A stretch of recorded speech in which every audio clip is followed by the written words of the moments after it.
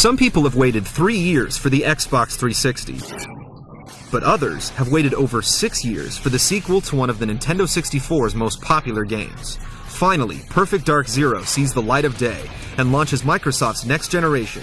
Joanna Dark returns with all of her distinct weapons, solid gameplay, and hot looks that made the original a fan favorite.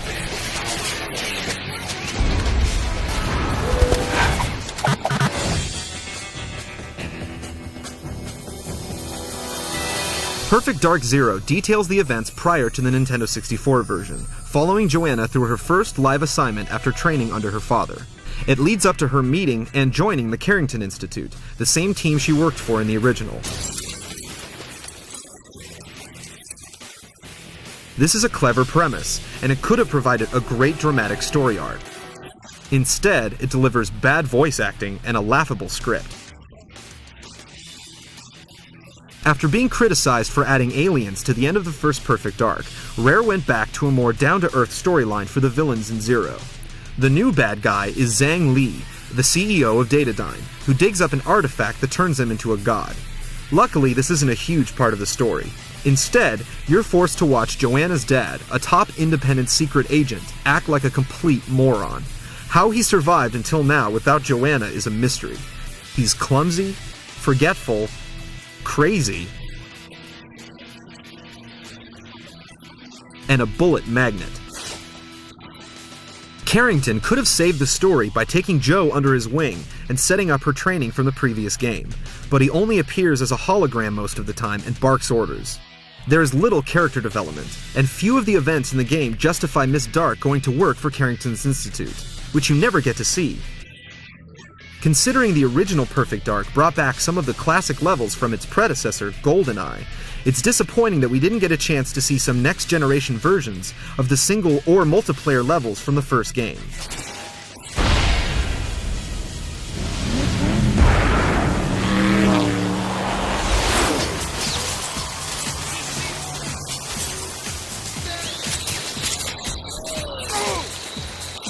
Thankfully, Rare put most of their effort where it counts, into the gameplay. It might take you a while, but once you find your sweet spot in the controls, you won't want to put it down. As you play through the game on harder difficulty settings, mission objectives become more complicated. This means you'll frequently have to visit areas you never knew were there before. This makes the single-player game extremely replayable.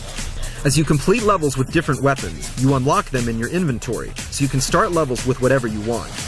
This allows you to customize your arsenal, and you'll find yourself replaying levels to try and finish with a specific gun. The familiar weapons from the first Perfect Dark return, as well as their helpful and entertaining secondary fire options. To add to all of this, the entire game can be played cooperative in split screen or over Xbox Live. Each mission provides more than enough objectives for both players to complete. There might be times when you don't see your teammate until the end of the level. In case you get lost in any of Perfect Dark Zero's massive environments, the game offers you waypoints as a guide to your next objective. These appear as a trail of blue arrows on the ground. They're meant to help you, but are really inconsistent. They'll often show up when you don't need them, and disappear when you do.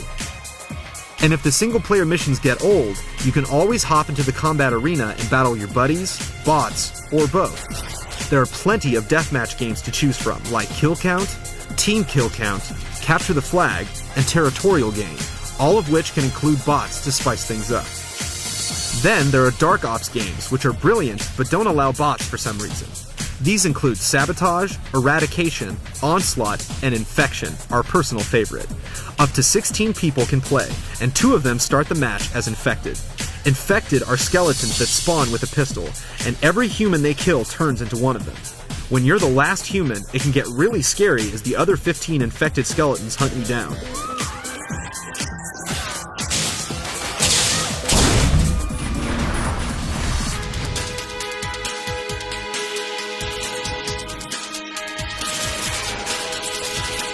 Perfect Dark Zero is arguably the prettiest launch title for the Xbox 360. You've never played a console first-person shooter that looks this good. The textures are glossy, the lighting is crisp and beautiful, and the explosion effects are pure eye candy. Some might find the areas a little too shiny, but the visuals are definitely eye-catching, even if you're watching someone else play. The cinemas, on the other hand, are disappointing. They're full of awkward animation, out-of-sync sound effects, and reused character models. You can easily skip or ignore these, but anyone looking for an engrossing plot will find these story breaks hard to get into. It's clear that Rare spent their time giving the game tons and tons of replay value. The level design has unprecedented diversity. Areas are insanely huge, and there are multiple ways to make your way through them. You'll fight through city streets, secret facilities, underwater bases, subway stations, jungles, temples, and nightclubs. You'll never feel like you're playing the same level twice, unless you're revisiting one for fun. The multiplayer maps get bigger and smaller depending on the game and how many people are playing. Unfortunately, there are only 6 levels available.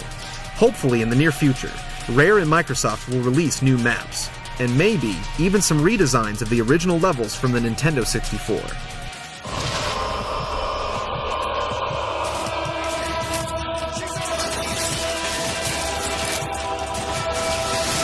Despite the atrocious story and some weak character animations in cinemas, Perfect Dark Zero is a must-buy for anyone with a 360 and a love affair with the original.